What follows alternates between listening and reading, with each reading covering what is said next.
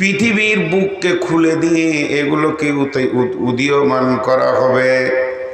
সমস্ত ইলমেটা কার কাছে আছে? আমার আল্লাহর কাছে আছে। কবর, আমরা লাখ লাখ কবর দেখলাম, এই কবরের ভিতরে কে সাহিত্য আছে? জান্নাতি আছে না জাহান্নামী আছে, দোজখী আছে না পরেজগার আছে? আমাদের শুধু রেখে আসা কাজ, আমরা হাত দুটি ধরে এই মোর হাতে কোদাল ধরিয়া কঠিন মাটির তলে গাড়িয়া দিয়াছি কত সোনামুখ নাওয়ে চোখের জলে। মাটিরে আমি বড় ভালোবাসি, মাটিতে মিশাইয়াব আয় আয় দাদু গলা গলি ধরি, কেঁদে যদি হয় শোক। সেই কবরে কতজনকে নামিয়ে দিলাম। আর আমার আল্লাহ বলছেন আফালা ইয়ালামু ইদা বুসিরা মা ফিল কুবুর, আফালা ইয়ালামু ইদা বুসিরা মা ফিল কুবুর, কবরে কাকে পৌঁছানো হয়েছে তুমি কি জানো? তোমার কি জানা আছে এই কবরের ভিতরে কে রয়েছে? ওয়া হুসিলা মা ফিস সুদুর, এবং তার দিলকে খুলে দেওয়া হয়েছে। দিলের ভিতরে কি আছে না আছে সমস্ত ইলমের মালিক আল্লাহ। সে আল্লাহ বলছেন ওয়াইদাল কুবুর বুসিরাত, এমন একটা দিন আসবে সেদিন কবর থেকে সবগুলোকে বের করা হবে, একটাও কবরে থাকবে না। একটা পাগলা, একটা শিক্ষিত, একটা নারী, একটা পুরুষ, একটা সাধারণ, একটা মাস্টার, ডাক্তার, ইঞ্জিনিয়ার, যে কোনো সেকশনের মানুষ হোক না কেন, একটা পাগলি, ছোট্ট একটা শিশু পর্যন্ত কবরের কোনো কোণে থেকে যেতে পারবে না। আল্লাহ তাবারাক ওয়া তাআলা সূরা জুমারের মধ্যে বলছেন বিসমিল্লাহির রহমানির রহিম সুম্মা নুফিকা ফীহি উখরা ফাইদা হুম কিয়ামুন ইয়ানজুরুন। যখন আমার ইসরাফিল দ্বিতীয় সুর ফুঁকে দিবে, কবরে আর একটাও থাকবে না, কবর শূন্য হয়ে যাবে, সব হাসরের মাঠে জমা হয়ে যাবে। এর নাম হচ্ছে কবর। জি ভাই, জি ঠিক আছে। খেতে ডাকছে নাকি এতক্ষণে? জি, দুটি এবার কথা বলি। আপনারা যেভাবে শুনছেন অনেক ভালো লাগছে। দুটি কথা বলি। কবরে যাব না এরকম কেউ নাই, কিন্তু যখন সুর ফুঁকে দিবে কবর থেকে সব উঠবে, সবাই উঠবে, সবাই উঠবে, সবাই উঠবে, দল দল উঠবে, একটাও থাকবে না। ফাইন্নামা হিয়া জাসরাতুন ওয়াহিদা ফাইজাহুম বিসাহিরা।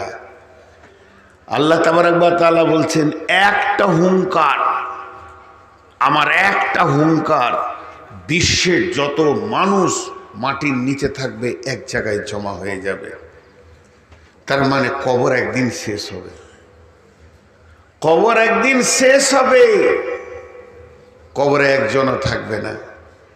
চলেন, আল্লাহ তাবারাক ওয়া তাআলা নবী বলছেন যখন মানুষ মারা যায় ওই লোকটাকে কবরে নিয়ে যাওয়া হয়। ইদা উদিয়াল মাইয়াতু ফিল কবরে আতাহু মালাকানে, তখন দুইজন ফেরেশতা আছে। ফায়াকুলানে, তারা দুজন বলে মান রব্বুকা মা দীনুকা ওয়া মান নবিয়ুকা, তোমার রব কে, তোমার দিন কি এবং তোমার নবী কে। তিনখানা প্রশ্ন হয়ে গেল। লোকটা বড় নেককার, লোকটা বড় পরেশগার, আল্লাহ তাকে রহম করেছেন, আল্লাহ দয়া করেছেন, সে উত্তর দিয়েছেন। কি বলেছেন? রব্বি আল্লাহ দীনুল ইসলাম, নবী মুহাম্মদুর রাসূলুল্লাহ সাল্লাল্লাহু আলাইহি ওয়াসাল্লাম। সঙ্গে সঙ্গে ওই লোকটার জন্যে, যে লোকটা ঠিক ঠিক উত্তর দিয়ে দিল, তার জন্য জাহান্নামের দরজাটা খুলে দেওয়া হবে। দাও দাও করে আগুন জ্বলছে, একটা আগুন আর একটা আগুনের সঙ্গে ছিঁড়াছিঁড়ি করছে, লড়াই করছে, গর্জন দিচ্ছে। ভয়ানক জাহান্নাম যখন খুলে দেওয়া হবে আর কবরবাসীকে বলা হবে একবার তুমি দেখো, কবরবাসী দেখে ভয় খেয়ে যাবে। ফেরেশতা বলবে তুমি ভয় পেও না, আল্লাহ তোমাকে রহম করেছে, তুমি ঠিক ঠিক উত্তর দিয়ে দিয়েছ। আল্লাহ এই রকম কঠিন জায়গা থেকে তোমাকে মাফ করে দিয়েছেন, ক্ষমা করে দিয়েছেন। এখন তুমি চির নিদ্রায় শুয়ে যাও। যেমন নতুন দুলহা দুলহি বাসর ঘরে শোয়, ওই রকম চির নিদ্রায় তুমি শুয়ে যাও। যেদিন ইসরাফিল সুর ফুঁকবে সেদিন তুমি হাসরের মাঠে উঠবে। পক্ষান্তরে যে লোকটা ঠিক উত্তর দিতে পারবে না, যে বলতে পারবে না মান রব্বুকা, হা আল্লাহ আদেরি, আয় আমি কিছুই জানি না, আল্লাহ আদেরি আমি কিছুই জানি না, আমি এটা বুঝি না, মা দীনুকা তোমার দিন কি আমি বুঝি না, মান রব্বুকা মা দীনুকা ওমান নবিয়ুকা আমি বুঝি না। যখন কোনো উত্তর দিতে পারবে না, জান্নাতের দরজাটা খুলে দেয়া হবে। খুলে দেওয়ার পর বলা হবে হতভাগা বদনসিব, তুই একবার জান্নাতের দিকে তাকিয়ে দেখ, কত সুখময় জায়গা। কারণ তুই বদমাশি করেছিস, এর জন্য রব তোর ওপরে রেগে গেছি। এই রকম সুখের জায়গা থেকে তোকে চিরজীবনের মতো বঞ্চিত করে দেয়া হয়েছে। অতএব জীবনেও আর সুখের জায়গা তুই পাবি না। আসমান থেকে আল্লাহ এলান করবে, বেঈমান এ আমার অসত্য বান্দা, আমার সঙ্গে ধৃষ্টতা করেছে, কবরকে তার জন্য জাহান্নামের আগুনের টুকরা বানিয়ে দেওয়া হবে, জাহান্নামের পোশাক পরিয়ে দেওয়া হবে এবং জাহান্নামের লেপকেতা তাকে দিয়ে দেওয়া হবে। সেই অবস্থায় সে কবরে অতদিন থাকবে যতদিন না সুর ফোঁকা হয়েছে। বন্ধুরা আমার, বিশ্ব নবীর বিবি আম্মা জান আয়েশা রাদিয়াল্লাহু তাআলা আনহা বাড়িতে আছেন। এমন সময় একটা ইহুদি মহিলা আসলেন ভিক্ষা করার জন্য। বিশ্ব নবী বাড়িতে নাই। আম্মা জান আয়েশাকে এসে বললেন, মা আয়েশা, যদি কোনো খাবার থাকে, যদি তোমার কাছে কিছু থাকে তো আমাকে দাও। আম্মা জান আয়েশার কাছে কিছুই ছিল না, মাত্র 2টি খেজুর ছিল। বাড়ি থেকে খেজুর 2টি নিয়ে ওই ইহুদি মেয়েটার হাতে দিয়ে দিলেন। যখন ইহুদি মেয়েটার হাতে দিলেন, মেয়েটি সঙ্গে সঙ্গে বলছেন, আয়েশা রে, আল্লাহ তোমাকে কবরের আযাব থেকে মুক্তি দান করুন। এই কথাটা আম্মা জান আয়েশা বলছেন, আমাকে বড় অবাক লাগলো। তারপরে বিশ্বনবী যখন বাড়িতে আসলেন, আমি প্রশ্ন করলাম, ইয়া রাসূলুল্লাহ, কবরে কি আযাব হবে নাকি? আল্লাহর নবী বললেন, আযাবাল কবরে হাক্কুন, আযাবাল কবরে হাক্কুন, আযাবাল কবরে হাক্কুন। কবরের আযাব হচ্ছে বড় সত্য, কবরের আযাব সত্য, কবরের আযাব সত্য। আম্মা জান আয়েশা বলছেন, তারপরে থেকে আমি অনেক খেয়াল করেছি, সূক্ষ্মভাবে ধীরভাবে আমি শুনেছি, নবীজি যতগুলি নামাজ পড়েছেন আমার কাছে অন্তত সেই নামাজের শেষ অংশে আল্লাহর নবীকে আমি কবরের আযাব থেকে মুক্তির দোয়া পড়তে শুনেছি। আজও আমরা দোয়া পড়ি, আল্লাহুম্মা ইন্নী আউযু বিকা মিন আযাবিল কবরি ওয়া আউযু বিকা মিন ফিতনাতিল মাসীহিদ দাজ্জালি ওয়া আউযু বিকা মিনাল মাহইয়াই ওয়াল মামাতি। আল্লাহুম্মা ইন্নী আউযু বিকা মিনাল মাহইয়াই ওয়াল মামাতি। এই দোয়া আমরা পড়তে থাকি। অতএব কবরের আযাব হলো বড় সত্য।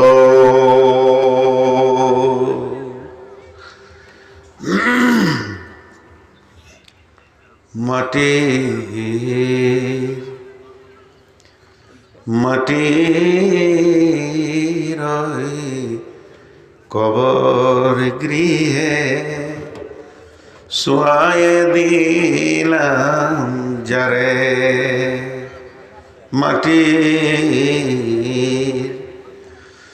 মাটির কবর গৃহে শুয়ায়ে দিলাম যারে। ডাকলেও সত কেউ কখনো আসবে না হাই মাটির বিছানা ছেড়ে,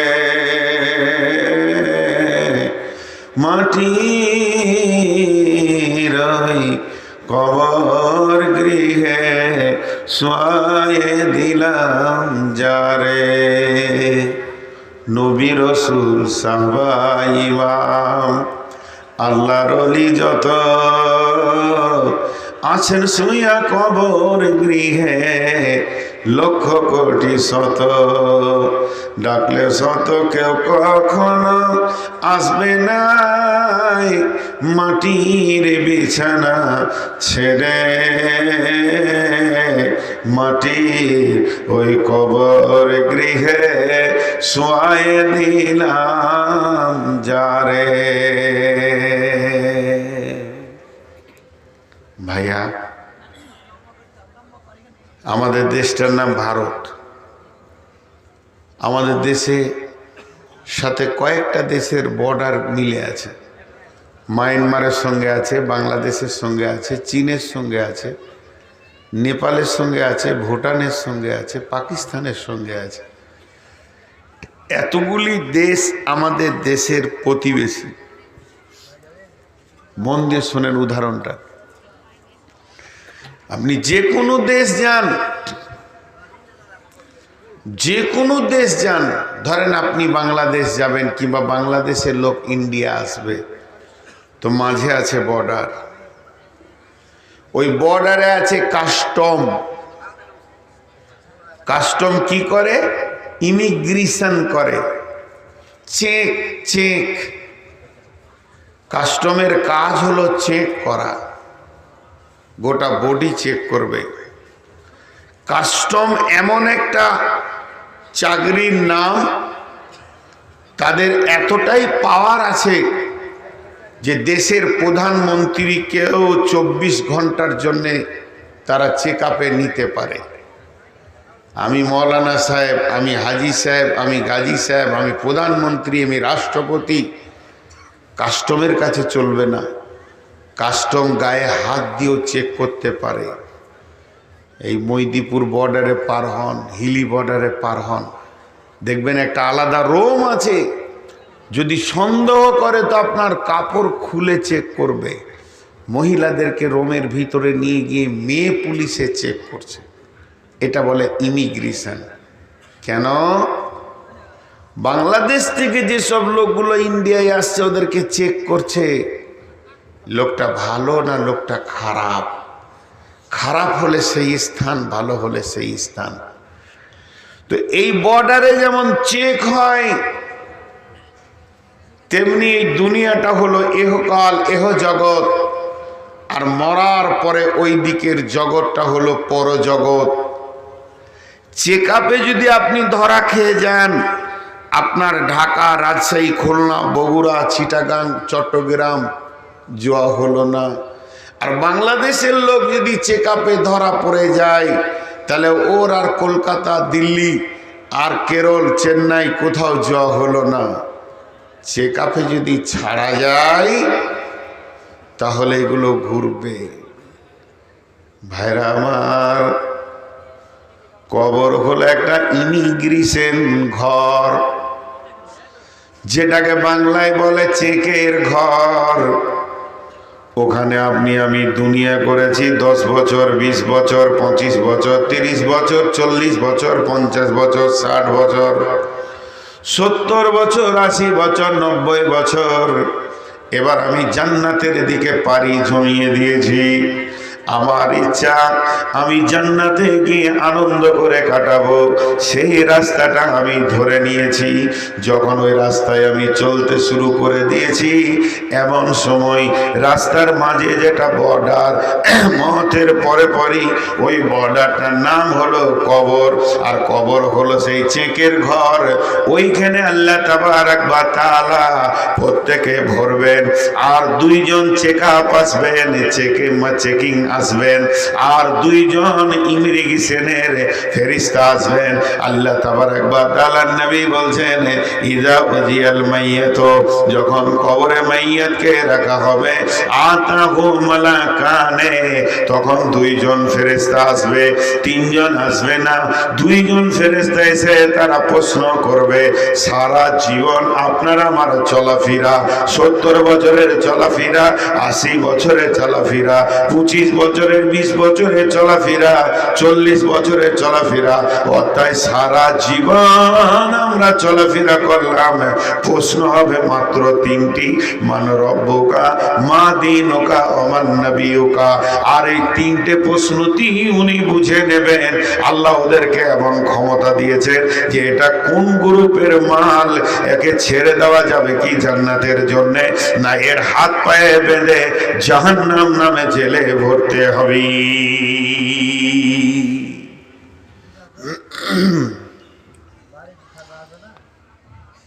জি ভাই, আপনারা উঠিয়েন না, বসেন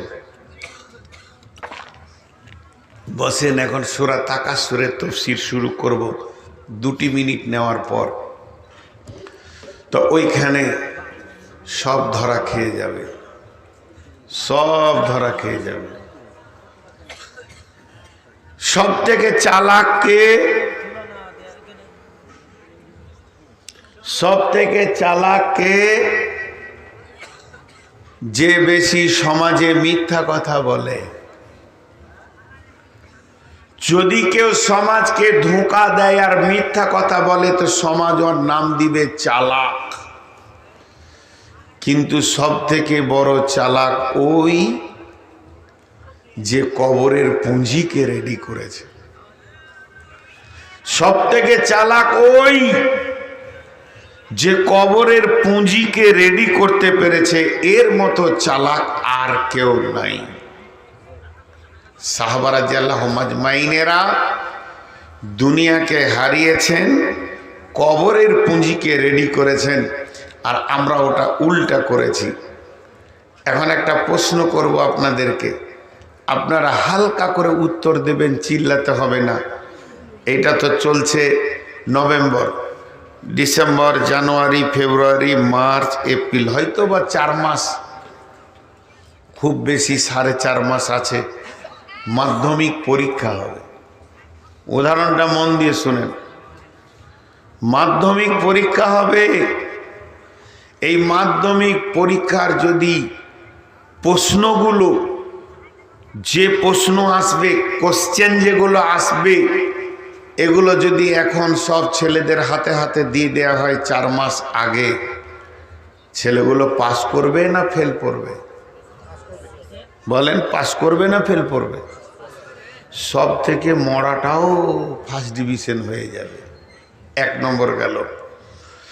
2 নম্বর প্রশ্ন, যে মাধ্যমিক পরীক্ষায় যদি কোনো ছেলে এবছর ব্যাক পায়, সামনে বছর সে পরীক্ষায় বসতে পাবে কি পাবে না? বলেন, পাবে কি পাবে না? পাবে। আর এটা শেষ প্রশ্ন।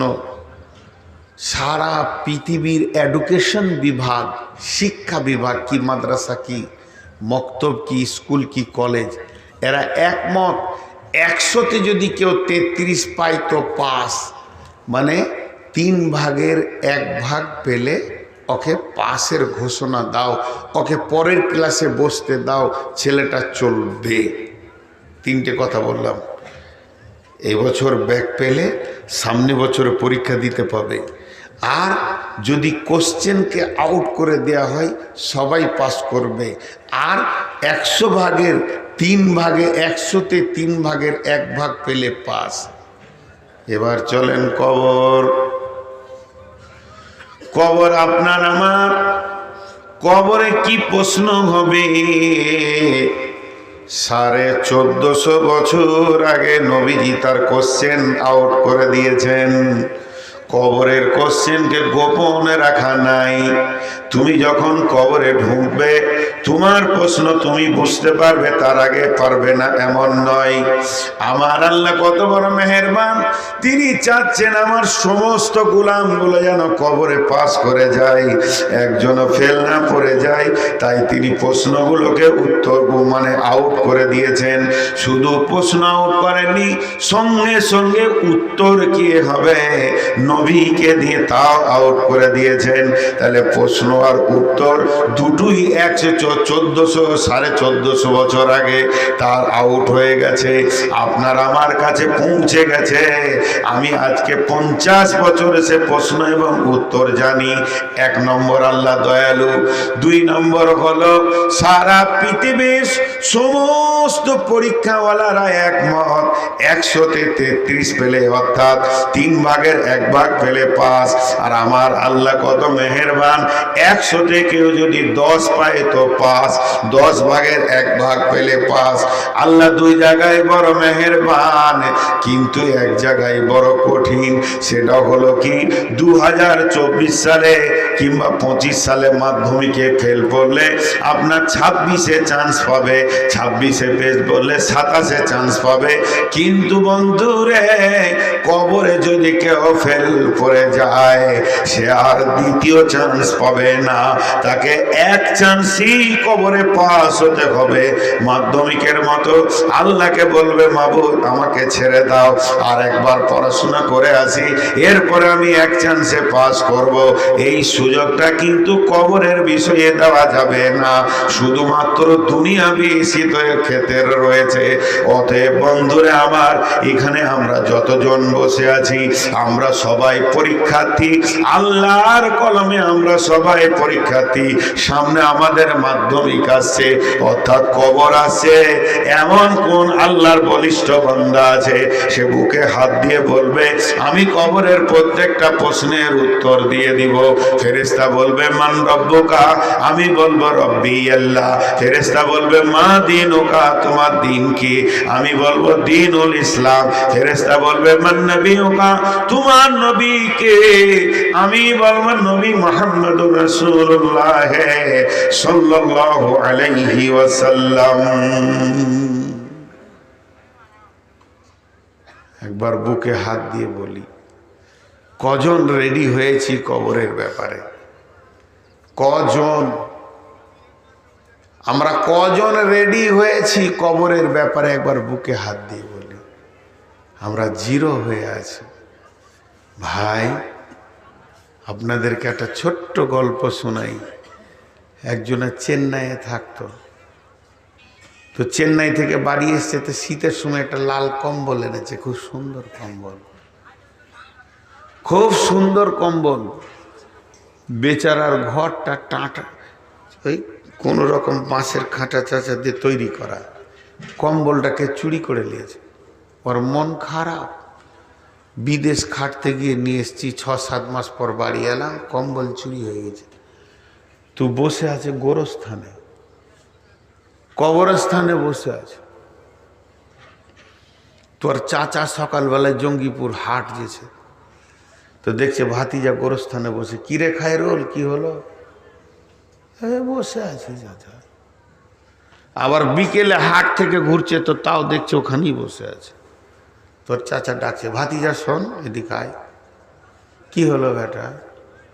ওই চাচা, সেই কম্বলটা হারিয়ে কে চুরি করে নিয়েছে, আমার ঘর থেকে বের করে নিয়েছে, তালা চাবি তো নাই, গরিব মানুষ। তো ওখানে কি করছিস? গোরস্থানে মরারা তোর কম্বল চুরি করেছে। বলছে না, তা নাই।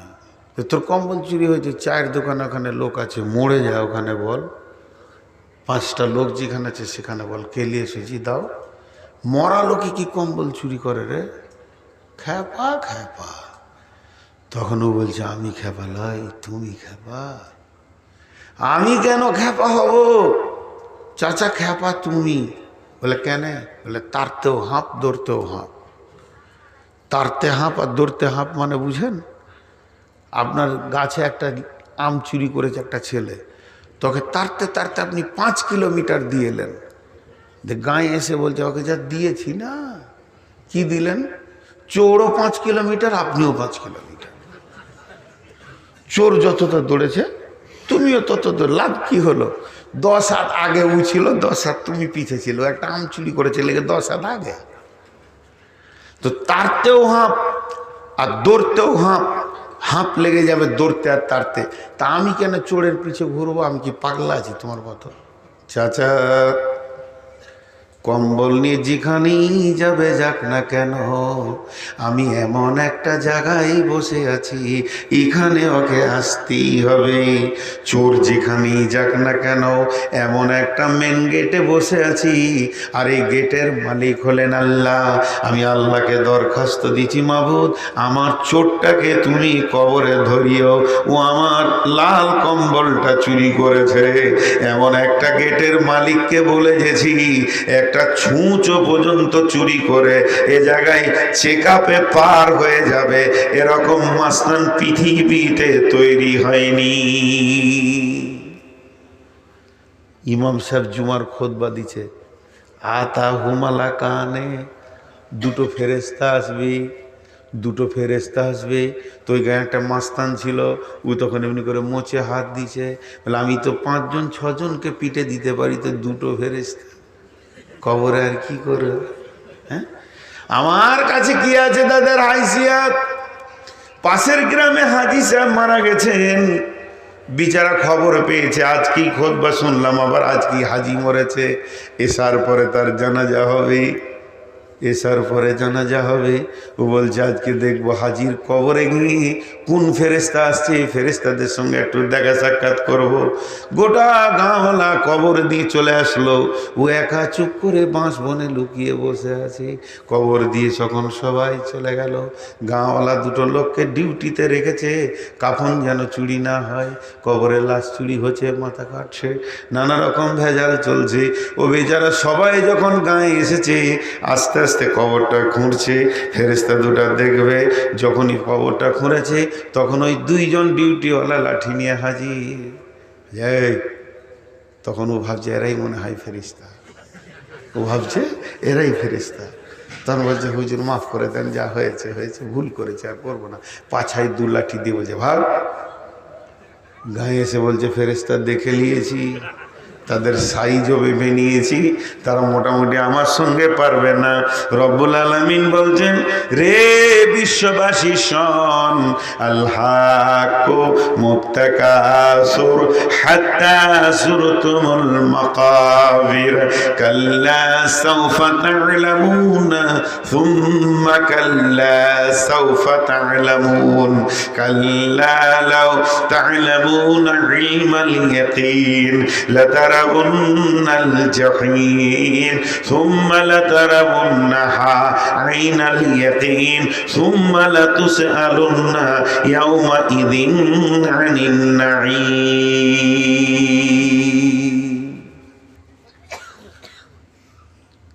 আয়াতটার পড়েছি আমি, শুধু একটা ভাষার উপরে টিকে আছি, কবর। একটা প্রশ্ন রেখে তারপরে আয়াতগুলো তর্জমায় যাব, আর মাঝে একটা কথা 30 সেকেন্ড বলবো।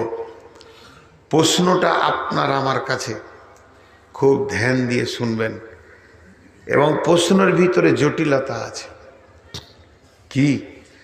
আমাদের সারা জীবনে প্রশ্ন 3টি, মান রব্বুকা, মা দীনুকা, মান নবিয়ুকা। প্রশ্ন যদি বুঝতে পারেন তো উত্তর বুঝতে সুবিধা হবে।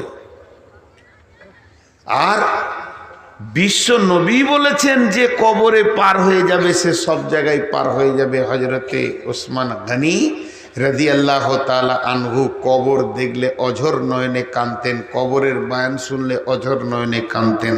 ওসমান গনিকে প্রশ্ন করা হলো, হে আমিরুল মুমিনিন, খলিফাতুল মুসলিমিন, আপনি কবরের ব্যাপারে এত কাঁদেন কেন? তিনি বলেছিলেন যে আল্লাহর রসুল বলেছেন যে কবরে বাঁধবে সে সব জায়গায় বেঁচে যাবে, যে কবরে ফাঁসবে সে সব জায়গায় ফেঁসে যাবে, এই জন্য আমাকে কবরকে অতি ভয় লাগে। মাঝে 1 মিনিট একটা কথা বলে নি, ভাবিয়েন না বিজনেস করছি। গারকুল বাকি যেটাকে বাংলা ভাষায় সবাই আমরা জান্নাতুল বাকি বলছি, আসলে জান্নাতুল বাকি নয়, গারকুল বাকি। মদিনা মানওয়ারাতে আছে, এটা মসজিদে নববীর বাম পাশে রয়েছে। ওখানে গিয়ে ওসমানের কবরটা যেদিন দেখতে গেলাম, সেদিন আমি মনে মনে ভাবছিলাম, হায় রে ওসমান, যে কবরকে তুমি ভয়ে এত কাঁদতে, আজকে সেই কবরই নীরবে তোমাকে শুতে হয়েছে। কবর তোমার কান্নার জন্যে মাফ করে দেয়নি। বন্ধুরা আমার, এর জন্য বলছি, ভালো মুআল্লিম যে মক্কা মদিনা ঠিক করে বোঝাতে পারবে, তার সঙ্গে হজ বা উমরা করবেন। হাত দুটো ধরে বলছি, পা দুটো ধরে বলছি, কম টাকায় দালালের পাল্লায় চলে যেন না, বরবাদ হয়ে যাবে, বাতিল হয়ে যাবে। অতএব বন্ধু, ওই কবরের ব্যাপারে সেদিন চিন্তা করেছিলাম। 10 থেকে 12 হাজার শহীদ শুয়ে আছে, আরব কবরে শুয়ে আছে। ওহুদের প্রান্তে 70 জন সাহাবী, 13 জন সাহাবী বদরের প্রান্তে শুয়ে আছে। এদের ইতিহাস যে জানে না, তার সঙ্গে হজ উমরায় যেন না। আল্লাহর রাস্তায় বলছি, যদি একবার খিদমত করার সুযোগ দেন, আমার সঙ্গে যাবেন, ইনশাআল্লাহ এগুলোকে বুঝিয়ে দিব।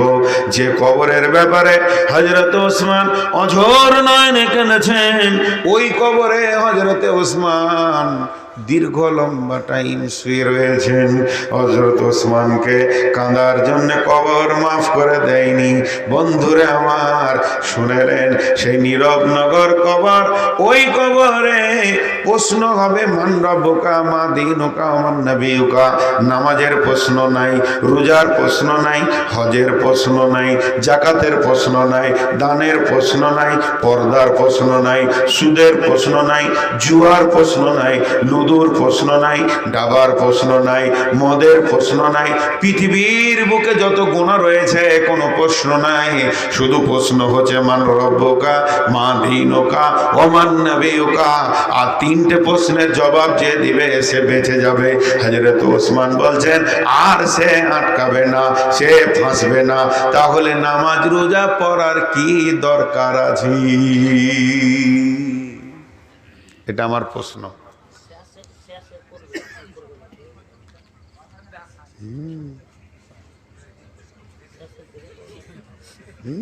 শেষই হবে, লুটে লিব, চিন্তা না। মসজিদের তো নাকি হাজি, মসজিদের তো কোনখানে হচ্ছে মসজিদটা? আসলে আসলে যিনারা এসেছেন এনারাও জানে যে কিছু দিতে হবে। মসজিদে আল্লাহর ঘরে কিছু দেবেন তো ইনশাআল্লাহ। এবার এখানে যারা শিক্ষিত ছেলে একটু আওয়াজ দেন। একটা ছেলে আর্টস নিয়ে পড়ছে, একটা ছেলে কমার্স নিয়ে পড়ছে, আর একটা ছেলে সায়েন্স নিয়ে পড়ছে। সামনে পরীক্ষা। আর্টসের ছেলে কমার্সের প্রশ্ন পড়বে, কমার্সের বই পড়বে? সায়েন্সের ছেলে আর্টসের বই পড়বে? তাহলে আমরা ওই 3টে প্রশ্নের সম্মুখীন হব। তো নামাজ পড়া কি দরকার? নামাজ পড়া কি দরকার? এটা একটা প্রশ্ন আপনাদের সামনে আমি রেখে দিলাম।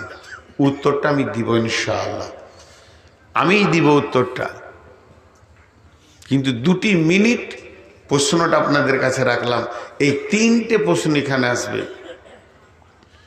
মাঝে একটা ছোট্ট গল্প শুনেই। একটা ছেলে ল নিয়ে পড়ছে, লয়ার, মানে বিরাট বড় সে তর্কবিদ হবে। তো কিছু আছে লোক কবরের আযাবকে বিশ্বাস করে না, আর আহলে কোরআন বলে একটা দল বেরিয়েছে, এরাও কবরের আযাবকে বিশ্বাস করে না। আর আমি আপনাদেরকে একটা জিনিস প্রমাণ করব, কবরের আযাব আমাদের জন্য নিয়ামত। কবরের আযাব আমাদের জন্য গজব লয়, কি নিয়ামত, এটা বলবো। তার আগে এইটা বলে দিই। তো ও বড় চালাক, ও আল্লাহ মানে না, কবর মানে না, হাসর মানে না। আর ওর মা হচ্ছে মুরব্বী মানুষ, খালি বলে, বেটা নামাজ পড় নাই, কবরে কি জবাব দিবি? নামাজ পড় নাই কবরে। ও তখন ওর মাকে বলছে, আমি মুখস্থ করে নিয়েছি, খালি শুনেলে। শুনিয়ে দিলে গোটাই, মান রব্বুকা রব্বি আল্লাহ মা দিনুকা দিনুল ইসলাম মান নবীকা নবী মুহাম্মদ সাল্লাল্লাহু আলাইহি সাল্লাম। তখন ওর মা ওকে বলছে, বুলি আর কথার পার্থক্য বুঝো? ময়না পাখি বুলি বলে, কথা বলে না। ওকে যেটা শেখানো হয় সেটা বলে, বেশি বলতে পারে না। যদি কোনো বুলি শেখানো ময়নার সামনে একটা বিড়ালকে ধরা হয়, তখন সে আর সালাম দেবে না, কথা বলবে না, চেঁ করে উঠবে। তাহলে একটা ময়না পাখি যদি বিড়ালকে দেখে এসে বুলি ভুলে যায়, তোমার মুখস্থ বিদ্যা আমার আল্লাহর আজরাইলকে দেখলে তুমি ভুলে যাবে।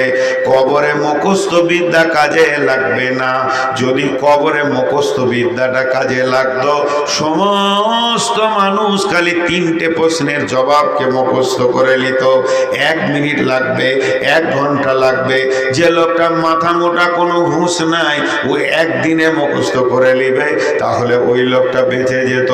আর একটাও মৌলবি জাহান্নাম যেত না, কারণ তার কবরের প্রশ্নের উত্তরগুলো মুখস্থ আছে। তাহলে ওখানে উত্তরটা কিভাবে হবে? ওখানে উত্তর হবে ঈমানের উপরে, কারণ ঈমানের উপরে যদি না দাঁড়িয়ে থাকে, ওর দ্বারা প্রশ্নের উত্তর দেওয়া সম্ভব হবে না। এবার 3টে প্রশ্ন, একটা প্রশ্নের উত্তরগুলো আপনাদেরকে বলে দিই।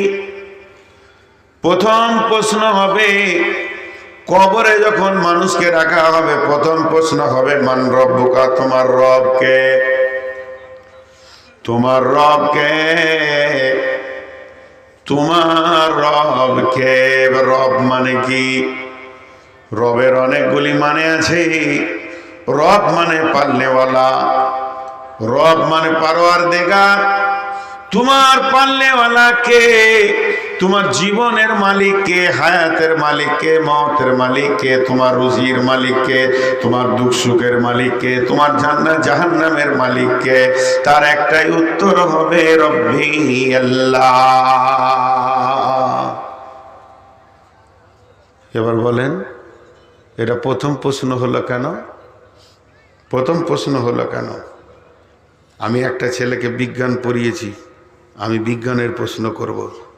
আর একটা মাস্টার ইংলিশ পড়িয়েছে, সে ইংলিশের প্রশ্ন করবে। আরেকজন পড়িয়েছে তাকে উর্দু, সে উর্দুর প্রশ্ন করবে। তাহলে রবটা এলো কেন? রবের ক্লাস আল্লাহ নিজে করেছেন।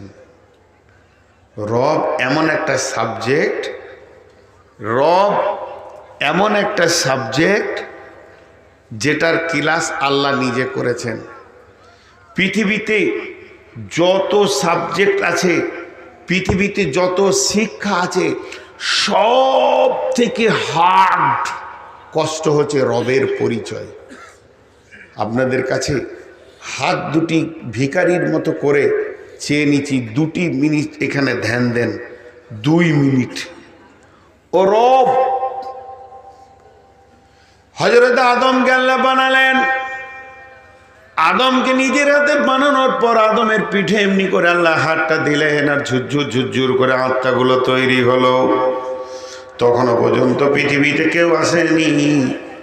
এমন সময় আল্লাহ সমস্ত আত্মা হযরত আদম থেকে নিয়ে সমস্ত নবী, এমনকি আখিরি পয়গম্বর পর্যন্ত সকলকে আল্লাহ ছাত্র বানালেন। শিক্ষক নিজেই হলেন আল্লাহ, অন্য কাউকে শিক্ষক করলেন না। যে সবার সামনে বলছেন আলাস্তু বিরব্বিকুম, আমি কি তোমাদের রব নয়? এখানে আমার আবার একটা প্রশ্ন। আল্লাহ বলতে পারতেন আমি কি তোমাদের আল্লাহ নয়? আমি কি তোমাদের আল্লাহ নয়? আমি কি তোমাদের আল্লাহ নয়? আর আমি কি তোমাদের রব নয়? আমি কি তোমাদের রব নয়? দুটির মধ্যে আসমান জমিন পার্থক্য আছে। আমি কি তোমাদের আল্লাহ নয়? আল্লাহ মানে মাবুদ, আল্লাহ মানে তিনি আমাদের সমস্ত জীবন গাড়ির মালিক। কিন্তু রব মানে কি? রবের মানে কি? রবের আবিধানিক অর্থ কি? রব মানে শুধু ছোট্ট করে বলেন পারওয়ারদিগার, এটা ফার্সি ভাষা। বাংলায় হচ্ছে পালনেওয়ালা, আর উর্দুতে হচ্ছে পালনেওয়ালা, ইংরেজিতে হচ্ছে কেয়ারটেকার। আমাকে দেখবে কে? আমার সারা জীবন লালন পালনের দায়িত্ব কার? তখন আমরা আল্লাহকে বলেছি তুমি আমাদের রব, আল্লাহ আমাদের রব, সে আল্লাহ আমাদের সব। এবার একটা উদাহরণ দিব। একটা দস্তরখানায় 25টা ফল আছে। কেউ আম খেলো, সে আমের স্বাদ পেলো, পেয়ারা পেলো না। যে পেয়ারা খেলো সে জামের স্বাদ পেলো না। যে জাম খেলো সে আম খেলো না। তার মানে একটা একটা ফল এক একজন খেলো, একটা একটা স্বাদ পেলো। কিন্তু 25টা ফলকে মেশিনে ভরে জুস তৈরি করা হয়েছে। কেউ যদি 1 চামচ জুস খেলো সে কোনোটাই বাদ দিল না, সমস্তগুলি খেলো। তেমনি আল্লাহর নাম আছে, সেফতি নাম আছে, 99টা নাম আছে। আল্লাহর সেফতি নাম 99টা রয়েছে। দেখেন এখানে ছোট ছোট করে দেওয়া আছে। এই 99টি আল্লাহর সেফতি নাম। কেউ যদি আল্লাহকে আল্লাহ বলে ডাকে তো একটা নামে ডাকলো, কেউ যদি রহমান বলে ডাকে তো একটা নামে ডাকলো, কেউ যদি খালিক বলে ডাকে একটা নামে ডাকলো, কেউ যদি সালাম বলে ডাকে তো একটা নামে ডাকলো। তারা একটা গুণ ধরে ডাকলো। কিন্তু কোন ব্যক্তি যদি বলে রব্বানা ফাগফির লানা যুনুবানা, সমস্ত নামের ভিতরে যা গুণ আছে একটা মেশিনে ভরে দিলে যে জুসটা বার হবে তার নাম হবে রব। তার মানে আল্লাহকে যে রব বললো সে সবগুলোই বলে নিল। তুমি আউয়াল, তুমি আখির, তুমি জাহির, তুমি বাতিন। হে আল্লাহ তুমি আমার সব। যা একবার আল্লাহকে রব বলে ডাকবে। এই জন্য কোরআনের ভিতরে এবং হাদিসের মধ্যে যতগুলি দোয়া আছে সমস্ত দোয়াতে রব শব্দ আল্লাহ ব্যবহার করেছেন। রব্বানা ফাগফির লানা যুনুবানা, রব্বানা আতমিম আলাইনা নূরানা, রব্বি হাবলি মিন লাদুনকা যুররিয়াতান তাইয়্যিবাতান, রব্বানা আতিনা ফিদ দুনিয়া হাসানা। তার মানে আল্লাহকে যে রব বলে ডাকে আল্লাহর সমস্ত গুণগুলোকে সে একসঙ্গে ডেকে নেয়। এর জন্য আল্লাহ তাবারাক ওয়া তাআলা পৃথিবীর শুরু লগ্নে আপনাকে আমাকে রব বলে পরিচয় দিয়েছে। তাহলে অসুখে শেফা দেন কে? তিনি হলেন রব। আমাদেরকে রুজি দেন কে? তিনি হলেন রব। আমাদেরকে হিফাজত করেন কে? তিনি হলেন রব। আমাদের দুঃখে সুখে যিনি আছেন তিনি আমাদের রব। ওই রবকে রবকে রবকে না রব হলেন আল্লাহ। আমাদের পালনেওয়ালা কে? না আল্লাহ। একটা এতিম ছেলে এখানে ঘুরে বেড়াচ্ছে, কাপড়টা দিয়েছে কে? আর এর জামাটা দিয়েছে কে? একে খাওয়ায় কে? একে লেখাপড়া শিখায় কে? গ্রামে একটা হাজি আছে জমশেদ।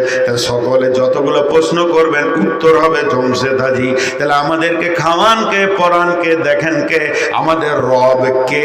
রবের পরে কে শব্দ ব্যবহার করতে হবে। রব মানে আল্লাহ নয়। আমাদের রব কে? আমাদের পালনেওয়ালা কে? তার একটাই উত্তর আসবে, রব্বি আল্লাহ। আর এত কঠিন সাবজেক্টটা যিনি পড়িয়েছেন তিনি আল্লাহ। এর জন্য কবরে পরীক্ষাতে প্রথম প্রশ্ন রেখেছেন মান রব্বুকা, হে পৃথিবীর মানুষ তোমার রব কে? তুমি এতদিন পৃথিবী করে এলে, তোমার অনেক চড়াই উতরাই দুঃখ সুখে তোমার সঙ্গে কে ছিল তাকে তুমি চিনো কি? লোকটি বলবে আমার সব যিনি করেছেন তিনি আল্লাহ।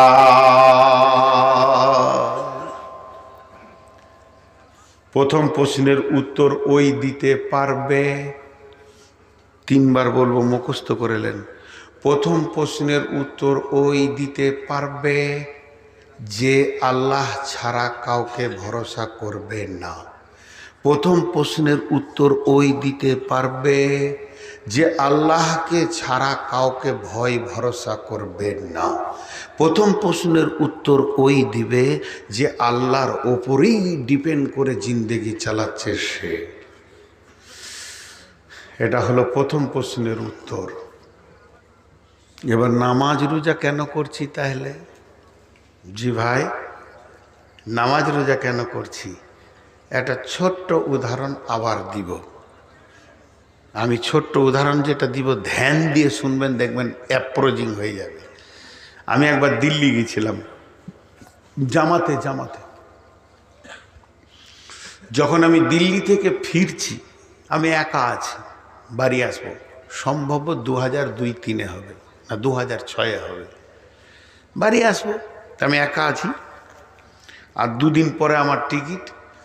তো ওখান থেকে দিল্লির পাশে যে ফিরোজাবাদ আছে না, গাজিয়াবাদের 12 থেকে 14 জন লোক ওরা বর্ধমান আসবে, ওরাও জামাত নিয়ে আসবে বর্ধমান। তো দিল্লিতে আমাকে বুঝেছে এটা বর্ধমানের, তা আমাকে কি বলল যে এই 12-14 জন লোককে নিয়ে আপনি যান, আপনি এদের রাহবার রাস্তা দেখাবেন। ঠিক আছে। তো সবগুলো শিক্ষিত এবং খুব প্রতিষ্ঠিত ব্যবসায়ী, বড় বড় বিজনেসম্যান।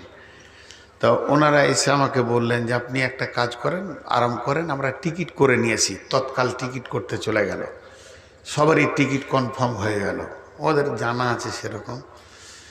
এবার সকাল 9টায় ট্রেনে যে উঠবো, তা আমি দিল্লিতে রাস্তা জানি না, আমি পেছনে হাঁটছি, ওরা সামনে হাঁটছে। চলেন এদিকে চলেন, এখানে ওঠেন, এই গাড়ি ওঠেন, এই প্ল্যাটফর্মে চলেন। এখন ওরা আমাকে রাস্তা দেখাচ্ছে, কিন্তু আমাকে সাথ ছাড়ছে না। আসেন আসেন আসেন, আমি এখানে বসেন, আপনি এই সিটটায় বসেন, সব আদর করে নিয়ে আসছে। ট্রেন চলতে চলতে চলতে চলতে যখন বড়াকর আসানসোল ঢুকে গেল, পশ্চিমবঙ্গে ঢুকে গেল, এবার দুর্গাপুর পার হচ্ছে। এবার তো লোকাল স্টেশনগুলো চিনতে পারছি, যার 5টা স্টেশনে পরে নামতে হবে। পানাগড় পার হয়ে গেল, গলসি পার হচ্ছে। তখন ওই লোকগুলোকে আমি বলছি সবাই নিজের নিজের বেডিং গোটান, 10 মিনিটের মধ্যে নামতে হবে।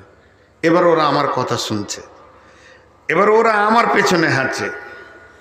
নামলাম বর্ধমান প্ল্যাটফর্মে, নামার পরে এবার রিক্সো, তখন টোটো ছিল না, এই যান জ্বালানো টোটোটা ছিল না আর কি।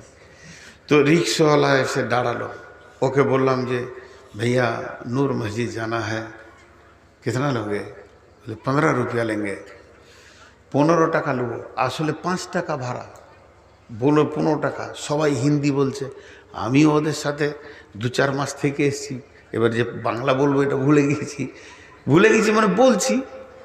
তা ও বলছে 15 টাকা, দেখছে দিল্লির মাল পেয়ে গেছি, আজকে ঠকে নেবো আর কি। আর মোটামুটি 14 জন আছে, 7খানা রিক্সা লাগবে। তখন আমি বলছি ফাজলামো পেয়েছো নাকি?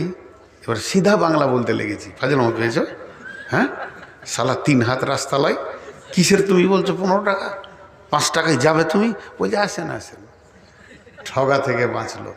আমি কথাটা কি বললাম, যে আমাকে ওরা পেলো দিল্লিতে, সাথে করে নিয়ে এলো, তার জন্যে বর্ধমানে আর ঠকলো না, ঠিক জায়গায় পৌঁছে গেল। কথাটা বুঝতে পেরেছেন? আরেকবার বলছি, টোটাল ঘটনাতে যেটা বলতে চাইছি, আমাকে পেলো কোথায়? দিল্লিতে, সাথে করে নিয়ে এলো গোটা রাস্তা, বর্ধমানে নামলো, ওরা আর ঠকলো না, ঠিক জায়গায় পৌঁছে গেল। এটা উদাহরণটা কেন দিলাম? আল্লাহ দিলেন নিজের চেহারাকে সামনে রেখে, আলাস্তু বিরব্বিকুম, আমি কি তোমাদের রব নই? আমরা বললাম কলু বলা, হে আল্লাহ তুমি আমাদের রব। রবকে পেলাম কোথা? আলামে আরওয়াতে। এই রবকে সাথে রাখতে হবে যতদিন বেঁচে থাকবো। যেদিন কবর নামে প্ল্যাটফর্মে নামবো, আর আমি ঠকবো না, ঠিক জান্নাতে পৌঁছে যাব, কারণ আমার রব আমার সঙ্গে আছে। অতএব রবকে সঙ্গে রাখতে হবে। রবকে পেলাম কোথা? আলামে আরওয়াতে, আত্মা জগতে পেলাম। ওই রবকে সারা জীবন সাথে রাখবো। কোনো গাছতলায় পূজা করব না, মূর্তি পূজা করব না, দেবদেবীর পূজা করব না। জান চলে গেল, মাজারের কাছে যাব না, পীরের কাছে যাব না, কোনো দাতা বাবা, খাজা বাবা, গাঁজা বাবার কাছে যাব না। আমি নিজের জিন্দেগিটাকে রবকে সাথে করে রাখবো। মানে রবের মতো নিয়ামত পেয়েছি, এটা যেন হাতছাড়া না হয়ে যায়। যেদিন আমার প্ল্যাটফর্মের নাম হবে কবর, আমি যেখানে যেতে চাইছি, কবর নামে প্ল্যাটফর্মে নেমে আমাকে জান্নাত নামে ঘরে যেতে হবে। তখন যদি আমি রবকে সাথে রাখতে পারি, তাহলে আর আমি ঠকবো না, আমি আস্তে আস্তে জান্নাতে পৌঁছে যাব। এর জন্যে সারা জীবন যারা রবকে সঙ্গে রাখতে পারবে তারা কবরে ঠকবে না, হাসরে ঠকবে না। তাদের প্রথম প্রশ্নের উত্তর তারা দিয়ে দিবে রব্বি আল্লাহ। তাহলে একটা প্রশ্ন থেকে গেছে, নামাজ কেন, রোজা কেন, হজ কেন, যাকাত কেন, এত কিছু কেন? বন্ধুরা আমার, এর একটা উদাহরণ দিব, এক্ষুনি উত্তরটা পেয়ে যাবে। আপনাদের এই আলোটা জ্বলছে, এই আলোটা জ্বলছে, কোথা থেকে জ্বলছে? আপনাদের পাওয়ার হাউস কোথা? আপনাদের এলাকার বিদ্যুৎটা কোথাকার পাওয়ার হাউসে চলে? তেঘরে না, এটা তো মিনি পাওয়ার হাউস। টারবাইনটা কোথা? বিদ্যুৎ প্রকল্পটা কোথা? না, ফারাক্কা আপনাদেরকে দেয় না, তাও ফারাক্কা দেয় না, মণিপুর দেয় না। আপনারা হচ্ছেন ডায়মন্ড হারবারের কারেন্টে চলছে, এনটিপিসি দেয় না আপনাদের। আমার সম্ভব আইডিয়া বলছি ডায়মন্ড হারবার থেকে আপনাদের চলে। এখন আমি যে কথাটা বলছি ধ্যান দেন উদাহরণটা। আচ্ছা, যেখানেই হোক মেনে নিলাম এনটিপিসি, ঝামেলা সব শেষ। তাহলে বিদ্যুৎটা তৈরি হচ্ছে কোথা? ফারাক্কার এনটিপিসিতে। আমার সঙ্গে কথা বলেন, কবরের কথা বলছি, খুব ধ্যান, খুব মনোযোগ। তৈরি হচ্ছে কোথা? ফারাক্কার এনটিপিসিতে। ওইখানে বিদ্যুৎটা তৈরি হয়েছে, টারবাইন ঘুরে বিদ্যুৎ তৈরি হয়েছে। উদ্দেশ্য কি? হাট পাড়ার আপনার একটা ছোট্ট ঘর, আপনি ধনী নন, বড়লোক নন, গরিব জীর্ণ কুটিরে বাস করেন, ওখানে একটা বাল্ব জ্বালিয়েছেন, একটা ফ্যান তুলে রেখেছেন, ওইখানে আপনি রাত্রিবেলায় পড়বেন, লেখালেখি করবেন, হিসাব করবেন। তাহলে আলোটা উদ্দেশ্য। উদ্দেশ্যটা কি? জীর্ণ কুটিরে হাট পাড়ায় জ্বলে যাক আলো, তার জন্যে তো তৈরি হচ্ছে কোথা? ফারাক্কায়। এবার বলেন কি কি লেগেছে? তার লেগেছে, অ্যাঙ্গেল লেগেছে, বড় বড় পোল লেগেছে, তারপরে ট্রান্সফরমার লেগেছে। 11,33 লাখ ওখান থেকে ছেড়েছে, সেটাকে ভাগ করে 11,000-এ নিয়ে আসা হয়েছে। 11,000 আপনার পাওয়ার হাউসে নেমেছে, ওখান থেকে আপনাকে 404 দেওয়া হয়েছে। যখন আপনার ঘরের কাছে এসেছে তখন 202 দিয়ে 220 দিয়ে আপনার ঘরে ছোট্ট তার দিয়ে ভরা হয়েছে, যাতে করে ঘরের ভিতরটা আলো হয়ে যায় আর আঁধার না থাকে। এতগুলি তার, এত ট্রান্সফরমার, এত পাওয়ার হাউস, এত রাস্তা, এত নাট, এত বোল্ট। আপনি বলবেন ওগুলো কি দরকার আছে? দরকার তো আমার ঘরে আলো জ্বলবে। বন্ধুরা আমার, শুধু এটাই নয়, আল্লাহর কাছে ঈমান পেয়েছি, কবর যেন আলোয় আলোকিত হয়ে যায়, তার জন্য পোল লাগবে। এত দূর পোল লাগবে, যত দূর আপনার ঘর তত দূর আপনাকে পোল টাঙতে হবে। যার ঘর যত দূরে তার পোল তত বেশি লাগবে। এই পোল হিসেবে আল্লাহ নামাজগুলোকে দিয়েছেন। এর নাট বল্টু হচ্ছে যাকাত, আখলাক, চরিত্র। ইসলামের যত আইন আছে শুধু ঈমানটাকে কবর পর্যন্ত পৌঁছানোর জন্যে এতগুলো অ্যাঙ্গেল, এতগুলো আইন, এত হালাল, এত হারাম। যখনই আপনি একটা পোলকে ফেলে দিবেন, ফারাক্কা থেকে এইখান পর্যন্ত 4,000 পোল আছে, একটা পোলকে ফেলে দেবেন, সঙ্গে সঙ্গে আপনার ঘরের আলো বন্ধ হয়ে যাবে। কেউ যদি ইচ্ছা করে এক ওয়াক্ত নামাজ ছেড়ে দেয়, তার কবরের আলো বন্ধ হয়ে যাবে।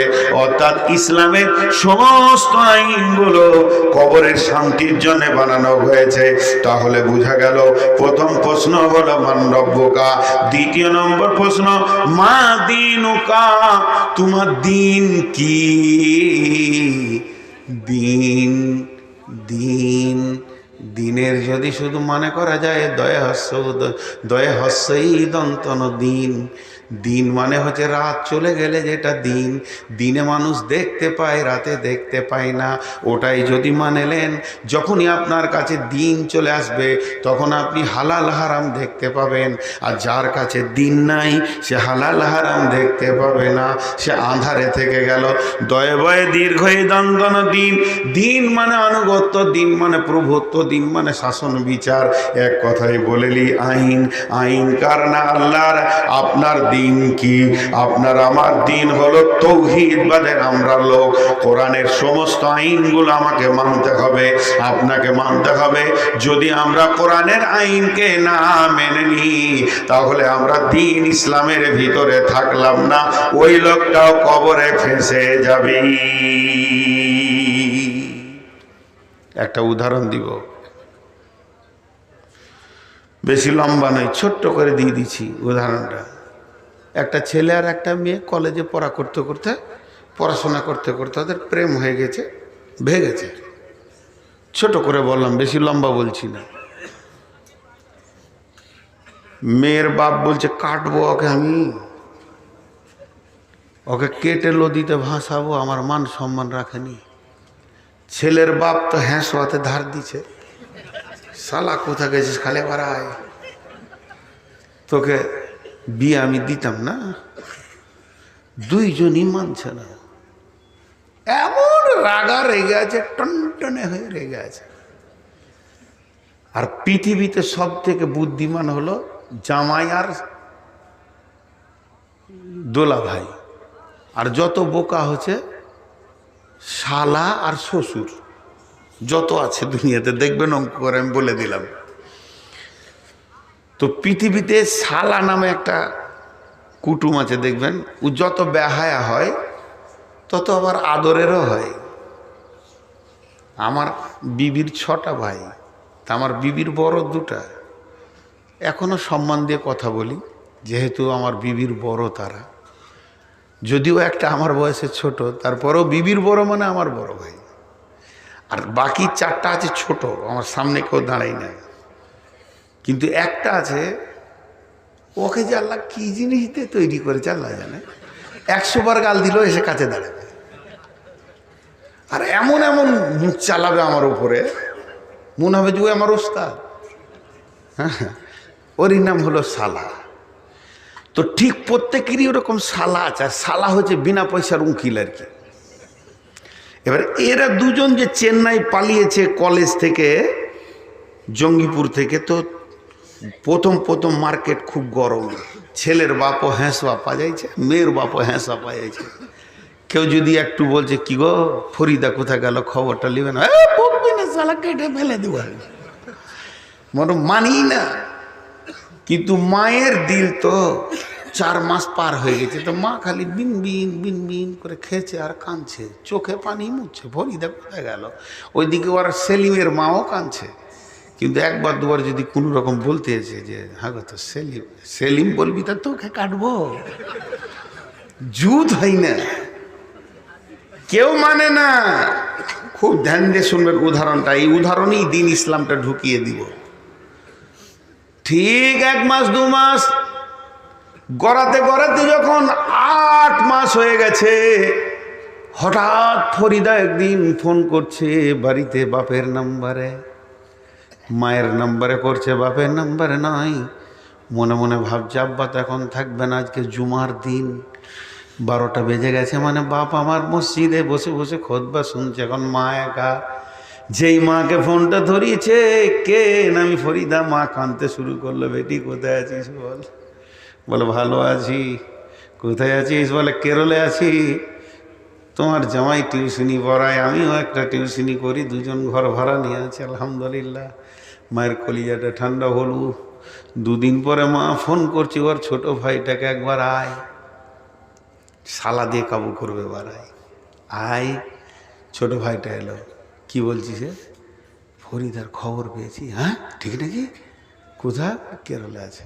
বেশ ঠিক আছে, খবর কি ভালো আছে তো? না ভালো আছে। যে তোর দুলা ভাইকে একটু বুঝিয়ে দে তো। বলছে দেখছি ওকে, আসুকু জুমা পরে যখন এলো, খেতে বসেছে, এমন সময় শালা মানি তো কথা তুলবে ও। বলছে দুলা ভাই ফরিদার কিছু খবরটা পেলে নাকি? কাটবো বে, তোকেও কাটবো। যখনই বলে যে কাটবো, জোরে চিল্লিয়ে উঠেছে, কিসের তুমি কাটবে? কত মাস্তান আছো, কজনকে কেটেছো দেখে নিয়েছি, বেশি বকিও না। বারবার তোমাকে বললাম মেয়েটাকে কলেজে ভর্তি করে না, বানাত মাসে ভর্তি করো। তখন তোমার খুব কুটকুটি ছিল, কলেজে ভর্তি করলে আজকে বাঁধরামো মারছো। তুমি তো দোষী, কেন মেয়েটাকে বার করে দাও? সকাল সন্ধ্যা খোঁজলাও না, তুমি নিজে দোষীদেরকে দোষ দিচ্ছ কেন? দিলে শালাকে ঠান্ডা করে এমন দিলে। খানিক পর একদিন গেল, দুদিন গেল, তখন বলছে দেখ গা তোদের ভাগনা বুঝলি গা, সঙ্গে সঙ্গে ফোন করে দিলে, বেটি এবার বাড়ি চলে আয়, তোর বাপকে ঠান্ডা করে দিয়েছি। বাপ তো ঠান্ডা, ওরা বুঝে নিল। এদিকে মামা যখন আছে চিন্তা নাই, মামা তাহলে আপনি আসেন জঙ্গিপুর স্টেশনে বৃহস্পতিবার বিকাল 3টেই নামবো। দুজন এসে হাজির হয়ে গেল, মেয়ে নামলো, জামাই নামলো, গাড়ি করে নিয়ে এসে বাড়ি ঢুকে পড়লো। দুলাভাই ডাক টাক করে রাগ করছে, রাগ করলে ঝগড়া হয়ে যাবেই। একদিন গেল, দুদিন গেল, এইভাবে এখানে জামাই মেয়ে উঠে গেল। আস্তে আস্তে সেলিমের বাপও ঠান্ডা, ফরিদার বাপও ঠান্ডা। একটা বছর যেতে না যেতে দুই ফ্যামিলি আবার মিলে গেল। তারা তাদের আপোষকে বিয়াই বলতে লাগলো। ফরিদার ফ্যামিলি সমস্ত সেলিমকে জামাই বলে মেনে নিল, এটা আমার বাড়ির জামাই, জামাইয়ের সম্মান দিতে লাগলো। তেমনি সেলিমের ফ্যামিলিতে ফরিদাকেও বৌমা মনে মেনে নিয়ে সমস্ত সম্মান দিতে লাগলো। তারা এবারে সেলিমের মা বলছে এটা আমার ছোট বৌমা, এটা আমার অমুক, এটা আমার সোনার টুকরো, হীরের টুকরো। এদিকে সেলিমের ফরিদার মাও বলছে এটা আমার বড় জামাই, এর মতো ভালো ছেলে আর এলাকায় নাই। দুই ফ্যামিলি নিয়ে নিল। এখন একবার ইসলামের কাছে যায়, ইসলাম তুমি বলো ওদের দুইজনের বদ আচরণ দুই ফ্যামিলি মেনে নিয়েছে, কোরআন তুমি মানছ কি? যারা স্বামী স্ত্রী, কোরআন বলছে আমি মানব না, আমি মানব না। ওরা জিনাকার, প্রতিদিন ব্যভিচার করছে আর যার সন্তানের জন্ম দিচ্ছে। ইসলাম তার নিজের আইনে হাঁটবে, ইসলাম তার লাইনে হাঁটবে, ইসলাম কারো লাইনে যাবে না। সব কেবল মুসলমানের জন্য আসেনি কই ইসলাম। সত্য যে মানে আল্লাহকে চাই, মুসলিম তারই নাম। তোমার যদি মন হয় তুমি নিজেকে ইসলামের লাইনে তোলো, তোমার মিজাজের ওপরে ইসলাম চলবে না, আমার মিজাজের ওপরে চলবে না। ওদের দুজনকে মানবে না। এখন ইসলামকে জিজ্ঞেস করতে হবে তুমি কি করো? বলে দুইজন কে নিয়ে এসো, এরা অবিবাহিত, এদেরকে সমাজে 100 করে চাবুক মারা হোক, তারপর ওদেরকে পৃথক করে দেওয়া হোক। 1 বছর দেশান্তর থাকবে, কোনো সম্পর্ক থাকবে না। তারপরে নিয়ে এসে আবার নতুন করে তাদের বিয়ে করানো হবে। তখন পৃথিবী না মানলেও ইসলাম মেনে নিবে যে এরা ভালো মিলন করছে, এরা নেকি পাবে, এদের সন্তান জারজ হবে না। তার মানে ইসলামের যে একটা আইন রয়েছে, এই আইনের ওপরে যারা চলবে, ইসলাম বলেছে তুমি ডান হাতে পানি খাও, যে বাম হাতে পানি খায় তার কাছে ইসলাম নাই, যে ডান হাতে খাবে তার কাছে ইসলাম আছে। অর্থাৎ ইসলামের আইনগুলো যে ক্ষুদ্র ক্ষুদ্র ক্ষুদ্র ক্ষুদ্র করে মানবে। ওকে কবরে যখন বলবে মা দীনুকা, তোমার দিন কি, তোমার ধর্ম কি, ওকে বলতে হবে না, আল্লাহ ওর দ্বারা বলিয়ে নেবেন দীনুল ইসলাম। এক কথা এবার বলে দিই, ইসলামের সমস্ত আইনগুলো যে মাথা নত করে মেনে নিতে পারবে, স্বাগতম দিয়ে দিল থেকে উদার চিত্তে